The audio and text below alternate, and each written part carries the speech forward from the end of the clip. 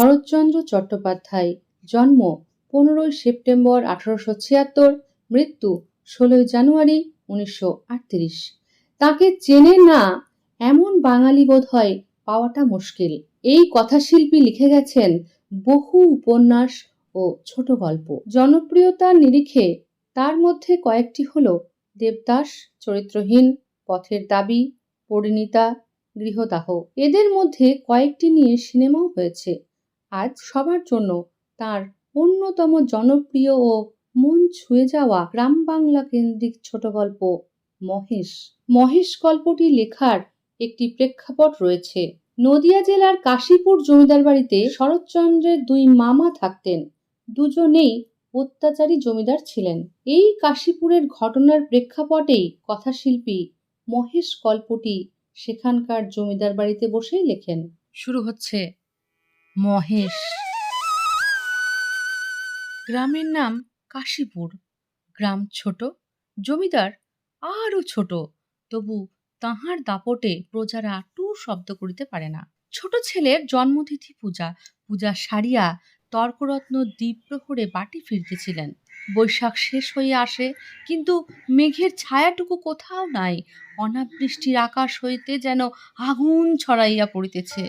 সম্মুখে দিগন্ত জোড়া মাঠখানা জ্বলিয়া পুড়িয়া ফুটিফাটা হইয়া আছে, আর সেই লক্ষ্য ফাটল দিয়া ধরিত্রীর বুকের রক্ত নিরন্তর ধোয়া হইয়া উঠিয়া যাইতেছে।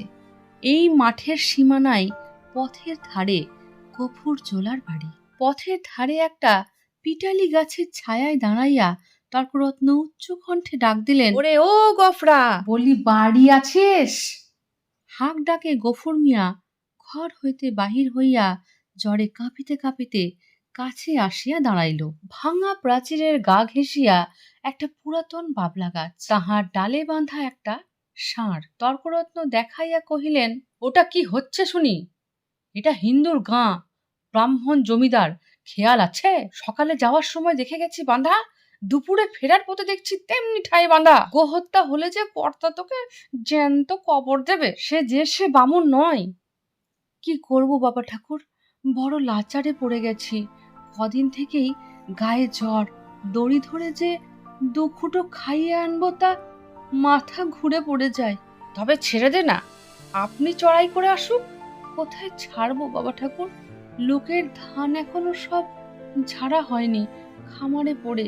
খড় এখনো পালি হয়নি, মাঠের আলগুলো সব জ্বলে গেল। কোথাও এক মুঠো ঘাস নেই। কার ধানে মুখ দেবে, কার গাদা ফেরে খাবে, কেমনে ছাড়ি? তর্করত্ন একটু নরম হইয়া কহিলেন, না ছাড়িস তো ঠান্ডায় কোথাও বেঁধে দিয়ে দুয়াটি বিচুলি ফেলে দে না ততক্ষণ।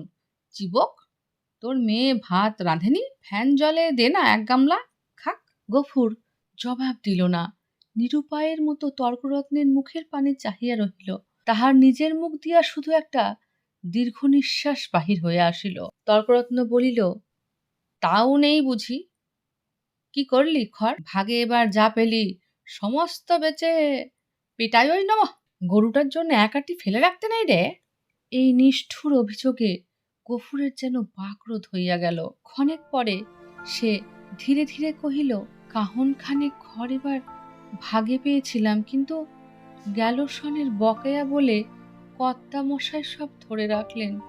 কেঁদে কেটে হাতে পায়ে ধরে বললাম, বাবু মশাই, হাকিম তুমি, তোমার রাজত্বি ছেড়ে আমরা পালাবো কোথায়? আমাকে 10 বিচুলি না হয় দাও। চালে খড় নেই, একখানি ঘর বাপ বেটিতে থাকি, তাও না হয় তালপাতার গোজা গাঁজা দিয়ে বর্ষাটা কাটিয়ে দেব, কিন্তু না খেতে পেয়ে আমার মহেশ মরে যাবে। তর্করত্ন হাসিয়া কহিলেন, ইস, সাত করে আবার নাম রাখা হয়েছে মহেশ, হেসে বাঁচিয়ে নে। কিন্তু এই বিদ্রুপ গফুরের কানে গেল না। সে বলিতে লাগিল, কিন্তু হাকিমের দয়া হলো না। মাস দুয়েক খোরাকের মতো ধান দুটি আমাদের দিলেন, কিন্তু বেবাক খড় সরকারের গাদা হয়ে গেল। ও আমার কুটোটি পেল না। বলিতে বলিতে কণ্ঠস্বর তাহার অশ্রুভারে ভারী হইয়া উঠিল, কিন্তু তর্করত্নে তাহাতে করুণার উদয় হইল না। কহিলেন, আচ্ছা মানুষ তো তুই, খেয়ে রেখেছিস, দিবি না? জমিদার কি তোকে ঘর থেকে খাওয়াবে নাকি? তোরা তো রামরাজত্বে বাস করিস, ছোট লোক কি না, তাই নিন্দে করে মরিস। গফুর লজ্জিত হইয়া বলিল, নিন্দে করব কেন বাবা ঠাকুর? নিন্দে আমরা করিনি, কিন্তু কোথা থেকে দিই বলো তো? বিঘে চারেক জমি ভাগে চাষ করি, কিন্তু উপরি উপরি দূষণ অজন্মা। মাঠের ধান শুকিয়ে গেল, বাপ বেটিতে দুবেলা দুটো পেট ভরে পর্যন্ত খেতে পাইনে। ঘরের পানে চেয়ে দেখো, বৃষ্টি বাদলে মেয়েটাকে নিয়ে এক কোণে বসে রাত কাটাই, পা ছড়িয়ে শোবার ঠাঁই মেলে না। মহেশের পানে একটিবার তাকিয়ে দেখো, পাঁচরা গোনা যাচ্ছে।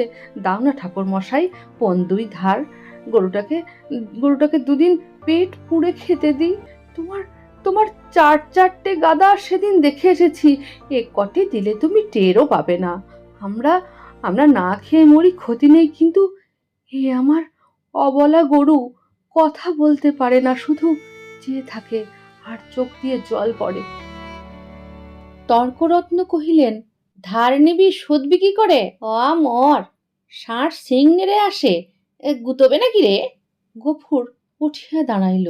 বামুন ঠাকুরের হাতে ফলমূল ও ভিজা চালের পুঁটলি ছিল, সেইটা দেখাইয়া কহিল, গন্ধ পেয়েছে, এক মুঠো খেতে চাই। খেতে চায় তা বটে, যেমন চাষা তার তেমনি বলো, ঘর জোটে না, চাল ফল খাওয়া চাই।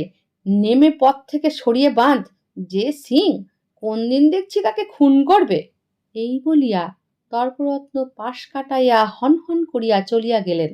গফুর সেই দিক হইতে দৃষ্টি ফিরাইয়া ক্ষণকাল স্তব্ধ হইয়া মহেশের মুখের দিকে চাহিয়া রহিল। তাহার নিবিড় গভীর কালো চোখ দুটি বেদনা ও ক্ষুধায় ভরা। সে কহিল, তোকে দিলে না এক মুঠো? ওদের অনেক আছে, তবু তবু দেয় না, না দিক গে। তাহার গলা বুঝিয়া আসিল, তারপর চোখ দিয়া টপ টপ করিয়া জল পড়িতে লাগিল। কাছে আসিয়া নীরবে ধীরে তাহার গলায়, মাথায়, পিঠে হাত বুলাইয়া দিতে দিতে চুপি চুপি বলিতে লাগিল, মহেশ, তুই আমার ছেলে, তুই আমার 8 সন প্রীতিপালন করে বুড়ো হয়েছিস, তোকে আমি পেট পুড়ে খেতে দিতে পারি না, কিন্তু তুই তো জানিস তোকে আমি কত ভালোবাসি। মহেশ প্রত্যুত্তরে শুধু গলা বাড়াইয়া চোখ বুজিয়া রহিল। গফুর চোখের জল গরুটার পিঠের ওপর রগড়াইয়া মুছিয়া ফেলিয়া তেমনি অস্ফুটে কহিতে লাগিল, জমিদার, তোর মুখের খাবার কেড়ে নিলে, শ্মশান ধারে গায়ে যে গোচরটুকু ছিল তাও পয়সার লোভে জমা বিলি করে দিলে। এই 2 বছরে তোকে কেমন করে বাঁচিয়ে রাখি বল? ছেড়ে দিলে তুই পরের গাদা ফিরে খাবি, লোকের কলা গাছে মুখ দিবি, তোকে কেউ চায় না, লোকে বলে তোকে গোহাটাই বেঁচে ফেলতে। কথাটা মনে মনে উচ্চারণ করিয়াই তাহার 2 চোখ বাহিয়া টপ টপ করিয়া জল পড়িতে লাগিল। গফুর একবার এদিক ওদিক চাহিল, তারপর ভাঙা ঘরের পিছন হইতে কতকটা পুরনো বিবর্ণ খড় আনিয়া মহেশের মুখের দিকে রাখিয়া বলিল, শিগগির খেয়ে নে বাবা, দেরি হলে আবার। বাবা, ভাত খাবে, এসো। এই বলিয়া আমিনা ঘর হইতে দুয়ারে আসিয়া দাঁড়াইল। এক মুহূর্ত চাহিয়া থাকিয়া কহিল, মহেশকে আবার আবার চাল ফেরে খড় দিয়েছ বাবা? ঠিক এই ভয়ই সে করিতেছিল। লজ্জিত হইয়া বলিল, পুরনো পুরনো পচা খড় মা, আপনি ঝরে যাচ্ছিল, আমি যে শুনতে পেলাম বাবা, তুমি টেনে বার করছো।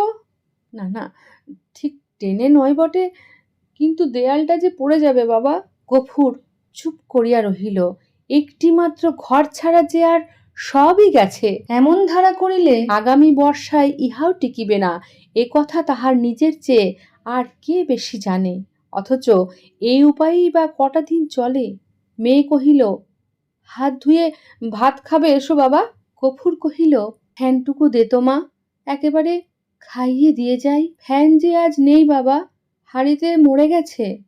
নেই বলিয়া গফুর নীরব হইয়া রহিল। দুঃখের দিনে যে নষ্ট করা যায় না, এই 10-12 বছরের মেয়েটাও তাহা বুঝিয়াছে। হাত ধুইয়া সে ঘরের মধ্যে গিয়া দাঁড়াইল। একটা পিতলের থালায় পিতার সাকান্ন সাজাইয়া দিয়া কন্যা নিজের জন্য একখানি মাটির সানকিতে ভাত বাড়িয়া লইয়াছে। সেদিকে চাহিয়া গফুর আস্তে আস্তে কহিল, আমিনা, আমার গায়ে যে শীত করে মা, জ্বর গায়ে ভাত খাওয়া কি ভালো? আমিনা উদ্বিগ্ন মুখে কহিল, কিন্তু তখন যে বললে বড় খিদে পেয়েছে। তখন তো জ্বর ছিল না মা। তাহলে তুলে রেখে দিই, সাঁঝের বেলা খেয়েও। গফুর মাথা নাড়িয়া বলিল, কিন্তু ঠান্ডা ভাত খেয়ে যে অসুখ বাড়বে। আমিনা কহিল, তবে? গফুর কত কি যে চিন্তা করিয়া হঠাৎ এই সমস্যার মীমাংসা করিয়া ফেলিল। কহিল, এক কাজ কর না মা, মহেশকে না হয় ধরে দিয়ে আয়, তখন রাতের বেলা আমাকে এক মুঠো ফুটিয়ে দিতে পারবি নে। আমিনা। প্রত্যুত্তরে আমিনা মুখ তুলিয়া ক্ষণকাল চুপ করিয়া পিতার মুখের প্রতি চাহিয়া রহিল। তারপরে মাথা নিচু করিয়া ধীরে ধীরে ঘাড় নাড়িয়া কহিল, পারব। গফুরের মুখ রাঙা হইয়া উঠিল। পিতার ও কন্যার মাঝখানে এই যে একটু ছলনার অভিনয় হইয়া গেল, তাহা আরও একজন বোধ করি অন্তরিক্ষে থাকিয়া লক্ষ্য করিলেন। জ্যৈষ্ঠ শেষ হইয়া আসিল। রুদ্রের যে মূর্তি একদিন শেষ বৈশাখে আত্মপ্রকাশ করিয়াছিল, সে যে কত ভীষণ, কত বড় কঠোর হইয়া উঠিতে পারে, তাহা আজিকার আকাশের প্রতি না চাহিলে উপলব্ধি করাই যায় না। কোথাও যে করুণার আভাস পর্যন্ত নাই। কখনো এরূপের লেশ মাত্র পরিবর্তন হইতে পারে, আবার কোনোদিন এ আকাশ মেঘভারে স্নিগ্ধ সজল হইয়া দেখা দিতে পারে। আজ এ কথা ভাবতেও যেন ভয় হয়। মনে হয় সমস্ত প্রজ্বলিত নবস্থল ব্যাপিয়া যে অগ্নি অহরহ ঝরিতেছে, ইহার অন্ত নাই, সমাপ্তি নাই। সমস্ত নিঃশেষে দগ্ধ হইয়া না গেলে এ আর থামিবে না। এমন দিনে দ্বীপ্রহর বেলায় গফুর ঘরে ফিরিয়া আসিল। পরের দ্বারে জন্মজুর খাটা তাহার অভ্যাস নয়, এবং মাত্র দিন 4-5 তাহার জ্বর থামিয়াছে, কিন্তু দেহ যেমন দুর্বল তেমন শ্রান্ত। তবু আজ যে কাজের সন্ধানে বাহির হইয়াছিল, কিন্তু এই প্রচণ্ড রৌদ্র কেবল তাহার মাথার উপর দিয়া বহিয়া গিয়াছে, আর কোনো ফল হয় নাই। ক্ষুধায়, পিপাসায় ও ক্লান্তিতে সে প্রায় অন্ধকার দেখিতেছিল। প্রাঙ্গণে দাঁড়াইয়া ডাক দিল, আমিনা, ভাত হয়েছে রে। মেয়ে ঘর হইতে আস্তে আস্তে বাহির হইয়া নিরুত্তরে খুঁটি ধরিয়া দাঁড়াইল। জবাব না পাইয়া গফুর চেঁচাইয়া কহিল, হয়েছে ভাত? কি বললি? হয়নি? কেন শুনি? চাল নেই বাবা। চাল নেই? সকালে আমাকে বলিসনি কেন? তোমাকে রাত্রিরে যে বলেছিলুম। গফুর মুখ ভেঙাইয়া কণ্ঠস্বর অনুকরণ করিয়া কহিল, রাত্রিরে যে বলেছিলুম। রাত্রিরে?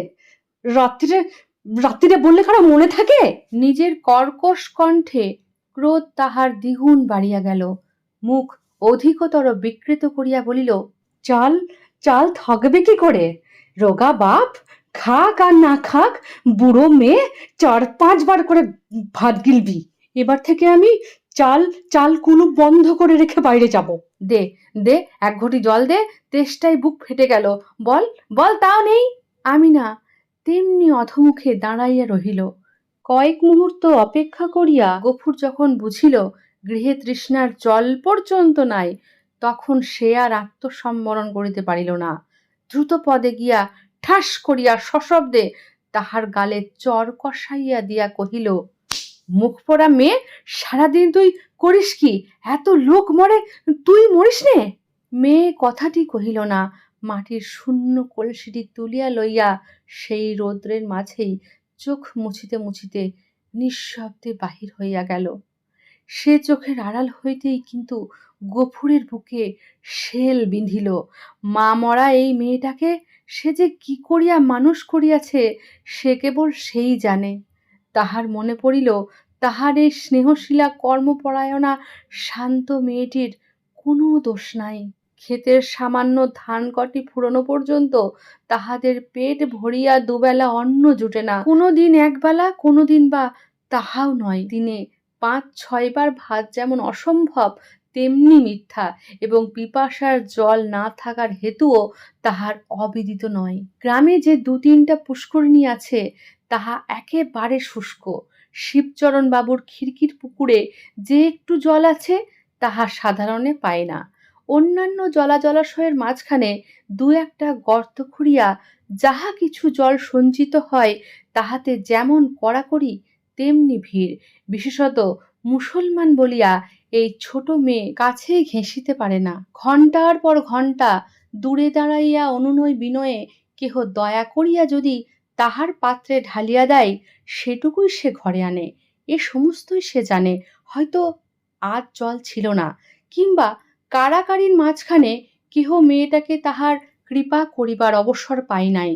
এমনি কিছু একটা হইয়া থাকিবে নিশ্চয়, এই বুঝিয়া তাহার নিজের চোখেও জল ভরিয়া আসিল। এমনি সময়ে জমিদারের পিয়াদা যমদূতের ন্যায় আসিয়া প্রাঙ্গণে দাঁড়াইল, চিৎকার করিয়া ডাকিল, গফরা, বাড়ি আছিস? গফুর তিক্ত কণ্ঠে সাড়া দিয়া কহিল, আছি। কেন? বাবু ডাকছেন, আয়। গফুর কহিল, আমার আমার খাওয়া দাওয়া হয়নি, পরে যাব। এত বড় স্পর্ধা পিয়াদার সহ্য হইল না। সে কহিল, বাবুর হুকুম, জুতো মারতে মারতে টেনে নিয়ে যেতে। গফুর দ্বিতীয়বার আত্মবিস্মৃত হইল। সেও একটা দুর্বাক্য উচ্চারণ করিয়া কহিল, মহারানীর রাজত্বে কেউ কারো গোলাম নয়, খাজনা দিয়ে বাস করি, আমি যাব না। তাহার পরে কি ঘটিল বিস্তারিত করিয়া বলার প্রয়োজন নাই, কিন্তু ঘণ্টাখানেক পরে যখন সে জমিদারের সদর হইতে ফিরিয়া গিয়া নিঃশব্দে শুইয়া পড়িল, তখন তাহার চোখ মুখ ফুলিয়া উঠিয়াছে।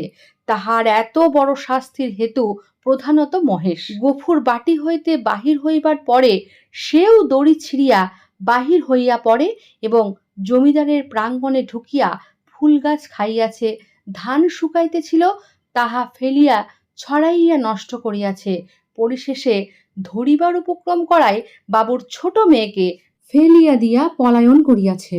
সেখানে সে প্রহার ও লাঞ্ছনার প্রতিবাদ করে নাই, সমস্ত মুখ বুজিয়া সহিয়াছে। ঘরে আসিয়াও সে তেমনি নিঃশব্দে পড়িয়া রহিল।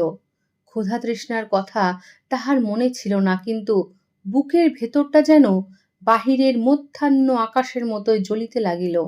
এমন কতক্ষণ কাটিল তাহার হুঁশ ছিল না, কিন্তু প্রাঙ্গণ হইতে সহসা তাহার মেয়ের আর্তকণ্ঠ কানে যাইতেই সে সবেগে উঠিয়া দাঁড়াইল এবং ছুটিয়া বাহিরে আসিয়া দেখিল আমিনা মাটিতে পড়িয়া এবং তাহার বিক্ষিপ্ত ভাঙা ঘট হইতে জল ঝরিয়া পড়িতেছে, আর মহেশ সেই মাটিতে মুখ দিয়া সেই জল মরুভূমির মতো যেন শুষিয়া খাইতেছে। চোখের পলক পড়িল না, গফুর দিগ্বিদিক জ্ঞান শূন্য হইয়া গেল। মেরামত করিবার জন্য কাল সে তাহার লাঙলের মাথাটা খুলিয়া রাখিয়াছিল, তাহাই 2 হাতে গ্রহণ করিয়া সে মহেশের অবনত মাথার উপরে সজোরে আঘাত করিল।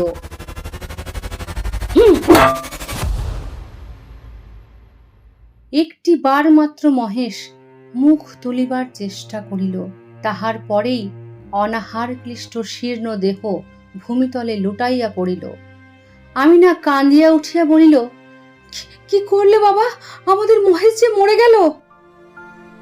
গফুর নড়িল না, জবাব দিল না, শুধু নির্নিমেষ চক্ষে আর এক জোড়া নিমেষহীন গভীর কালো চক্ষের পানে চাহিয়া পাথরের মতো নিশ্চল হইয়া রহিল। অনেক রাত্রে গফুর মেয়েকে তুলিয়া কহিল, আমিনা, চল চল আমরা যাই। সে দাওয়ায় ঘুমাইয়া পড়িয়াছিল, চোখ মুছিয়া উঠিয়া বসিয়া বলিল, কোথায় বাবা? ফুলবেড়ের চটকলে কাজ করতে। মেয়ে আশ্চর্য হইয়া চাহিয়া রহিল। ইতিপূর্বে অনেক দুঃখেও পিতা তাহার কলে কাজ করিতে রাজি হয় নাই। গফুর কহিল, দেরি করিস নে মা, চল, অনেকটা পথ হাঁটতে হবে। আমিনা জল খাইবার ঘটি ও পিতার ভাত খাইবার পিতলের থালাটি সঙ্গে লইতেছিল। গফুর নিষেধ করিল, ওসব থাক মা, ওতে আমার মহেশের প্রায়শ্চিত্তির হবে।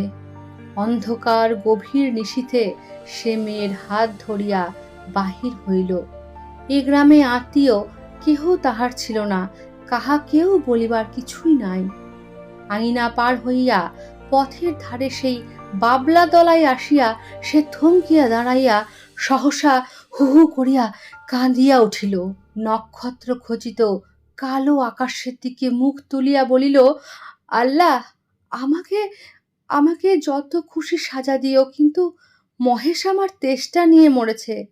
তার জোরে খাবার এতটুকু জমি কেউ রাখেনি। যে তোমার দেওয়া মাঠের ঘাস, তোমার দেওয়া তেষ্টার জল তাকে তাকে খেতে দেয়নি, তার কসুর তুমি কখনো মাপ করো না। শেষ হলো মহেশ।